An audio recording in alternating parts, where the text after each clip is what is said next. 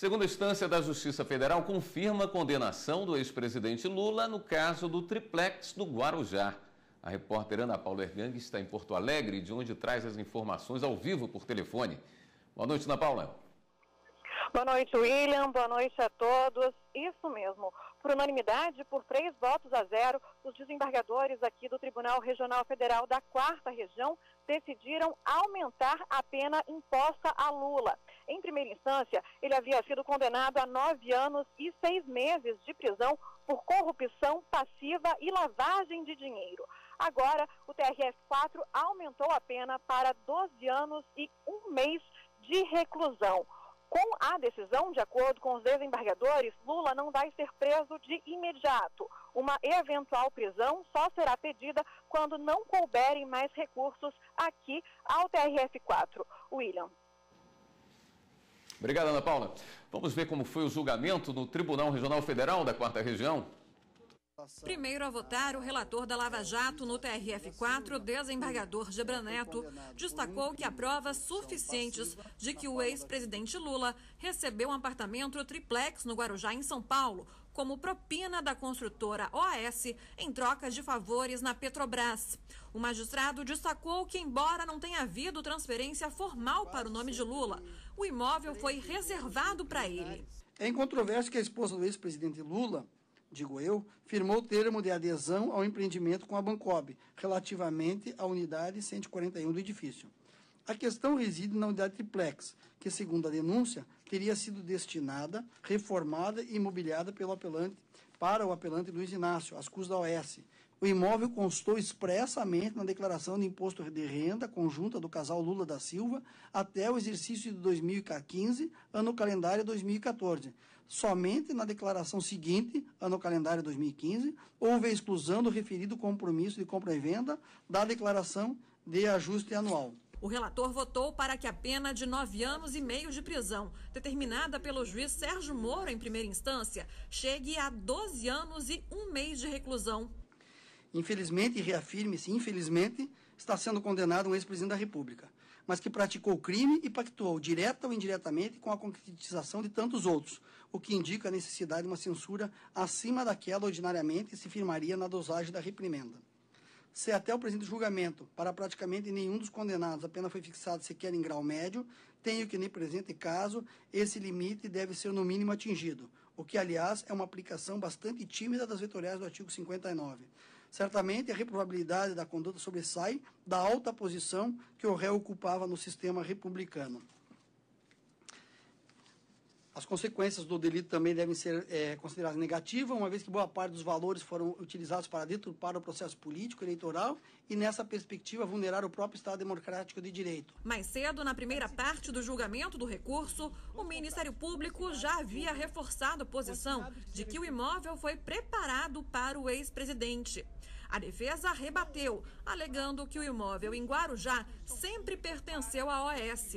Para o advogado, faltam provas concretas contra Lula. Nós estamos aqui tratando de delitos financeiros e não há uma prova pericial feita com o objetivo de identificar o caminho do dinheiro. Não houve a prática, o uso da função pública para recebimento de vantagem devida. Segundo a votar, o desembargador Leandro Paulsen, revisor do caso, considerou que o triplex torna evidente a participação de Lula no esquema e o recebimento da propina.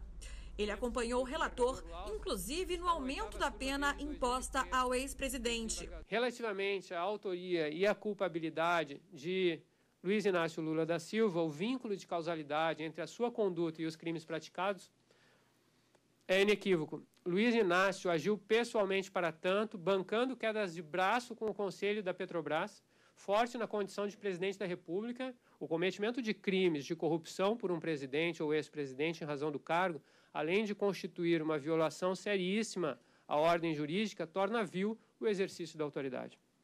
Submeter a conduta de um presidente ao crivo da censura penal torna presente o que bem destacou o magistrado de primeira instância ao finalizar sua sentença.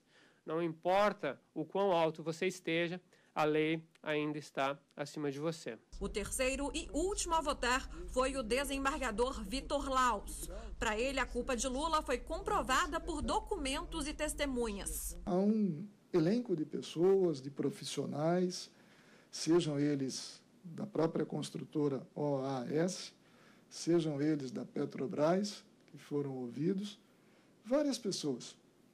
Cada uma, de per si, foi indagada. Esse elenco de pessoas, fora uma ou outra, na grande generalidade, na ampla maioria, foram depoimentos convergentes.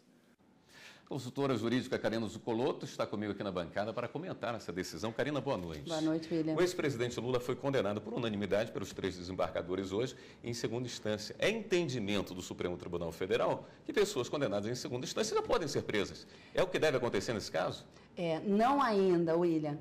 O Supremo Tribunal Federal tem essa jurisprudência desde 2010, no sentido de que, uma vez confirmada uma decisão condenatória penal na segunda instância, como de fato é o Tribunal Regional Federal, haveria o início imediato do cumprimento da pena. No entanto, é preciso que sejam esgotadas essas vias ordinárias, ou seja, que não caiba mais nenhum recurso lá junto ao TRF para que esse início da execução da pena se dê. E no caso aqui, como houve o julgamento de uma apelação, é cabível ainda contra essa decisão possíveis embargos de declaração, que é um recurso previsto na lei processual que se presta a esclarecer algum ponto contraditório que eventualmente haja no acórdão e na decisão, para esclarecer um ponto que tenha ficado omisso e não se manifestaram os juízes que proclamaram aquela decisão. Então, os embargos de declaração, eles se prestam a possíveis esclarecimentos. Uma vez apresentados esses embargos de declaração, ou caso a defesa não os apresente,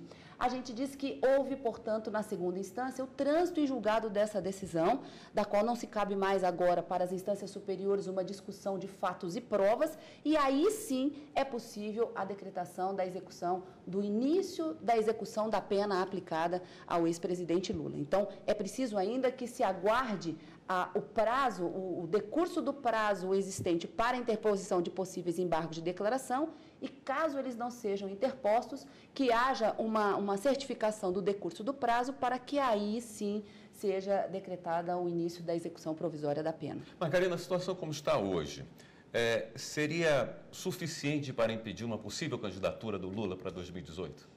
Os efeitos penais e eleitorais dessa decisão são diferentes. Então, para a execução provisória da pena, no âmbito penal, é preciso ainda esgotar o julgamento de possíveis embargos de declaração. Mas, para fins eleitorais, segundo o que determina a lei da ficha limpa, uma vez que haja confirmação da sentença condenatória por um órgão colegiado em segunda instância, já estaria caracterizada a inelegibilidade daquele condenado.